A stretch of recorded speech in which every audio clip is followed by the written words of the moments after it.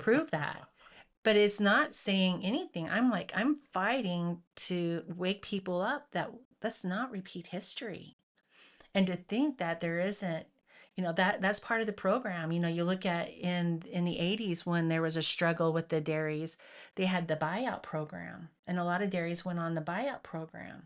And that was basically they got money from the federal government to not milk for so many years, and they got rid of all the cows, and the dairies just were vacant for a while because of that. That is the kind of control that they have, and so it's not. So, illegal immigration and farming, that seems to be a big deal. And I guess that cost you personally Yeah. um, a business Yeah. or part of a business. Yeah. So it has, and because we do have illegals, and part of the problem is people don't want to admit the truth of what's going on, and we can't fix a problem until we're really honest about a situation. And that's how do we fix that?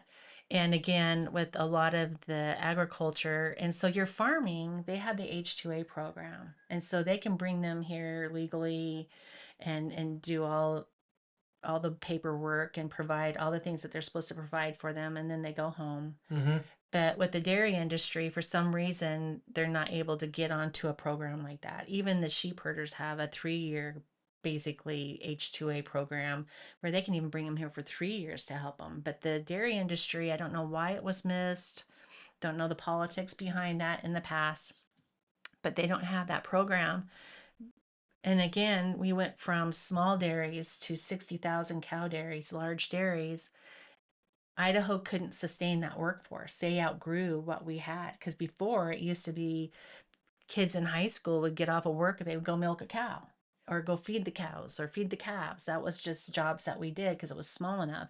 And then we got to the position where there wasn't enough of that workforce. Mm-hmm. And so they started bringing in the illegal immigration and hiring them. And the problem with that is How do we fix it? how do we, well, we're trying to do some like e-verify, and that's the reason why they're scared, I guess would be a good word, is because who would milk their cows, and they said, well, American citizens don't want to do that.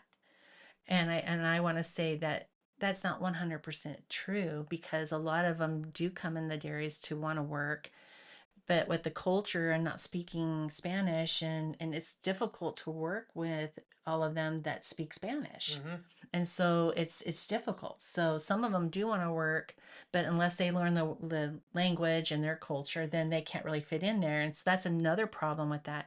But we were wanting to do like some e-verify, or like this last year, we had a few bills that would actually bring in a data for us. So Mm-hmm. we were like, if they went to the corrections, if they went to the jails, we wanted to know if they were illegal. If they went into the hospital, we wanted to know if they were illegal. We weren't even putting teeth to it, like they were going to be shipped out or anything. We're like, we just want the data right now. Mm-hmm. We just want to know.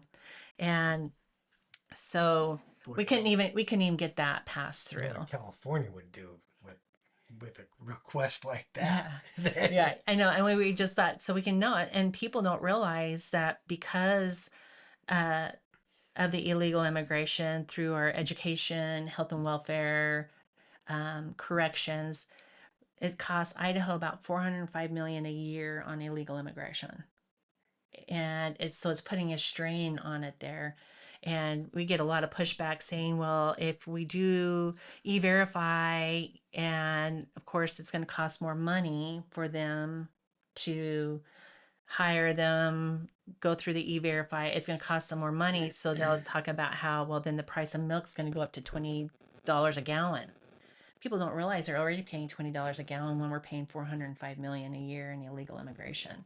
It's just not, break that down. Yeah. And so, and again, when they say that, it's also evidence that then again, are you wanting that cheap labor? I think, yeah, they do want, I mean, Yeah, they're big business yeah, and they do want the cheap labor. yeah, they do. And and I know my next door neighbor, Mel, Hmm. um, he was he was on some committee years ago that started the H-1B visa Yeah. process, and he was, uh, I mean, he was telling me that, man, they had to provide insurance, housing, Mhm. vehicles. They had to do all kinds of stuff for these H-1B guys Mhm. that would come in, and some of them were skilled labor, Yeah. veterinarians Yeah.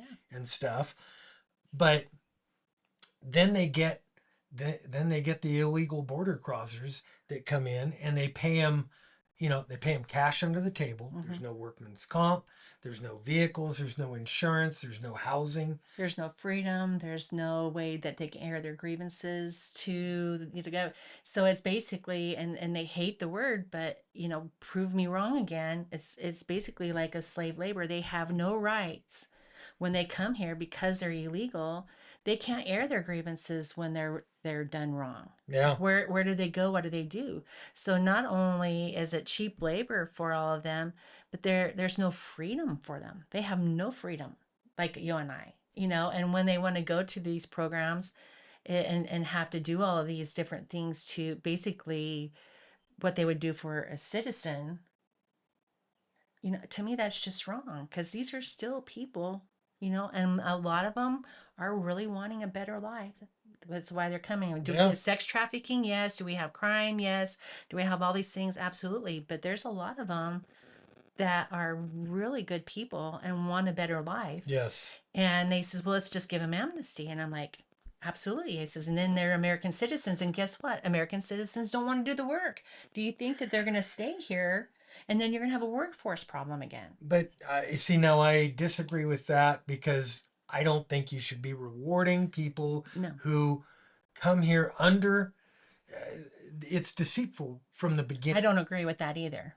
But I'm just saying that's Yeah, what they want. And yeah, and when I discuss that with them, yeah. when they say, well, let's just give them amnesty. And I said, well, now they're American citizens. Do you think they're going to stay working for you? And now you have a workforce problem all over again. Right. And they're going to be able to air their grievances. And then I also, because one dairy in Boise area, he says, you know what, they're smart people. I says, they're not dumb. And I said, that one day, and especially if, because you're wanting to give them amnesty so that they're here legally, I said, what's going to keep them from unionizing and striking? I said, it'll be the Yeah. shortest strike in history because you can't milk your 10,000, 60,000 cows by yourself. And they know it. You can't feed them, you can't milk them. And so they're all going to unionize. They're going to stand in front of your barn and they're going to say, this is what we want. And a dairy in Boise actually had their workers strike, and they Well, were even illegal at that time, a lot of them, and he had no choice but to give them exactly what they wanted because he can't milk the cows all by himself. So I'm thinking, they're kind of in a pickle, and it's sad for interesting. because they are thinking that they're going to be able to control them the way they're controlling them now. They won't be able to do that, Right. and again, it's kind of foolish on their part to think that they are stupid. Yes. Yeah. Um,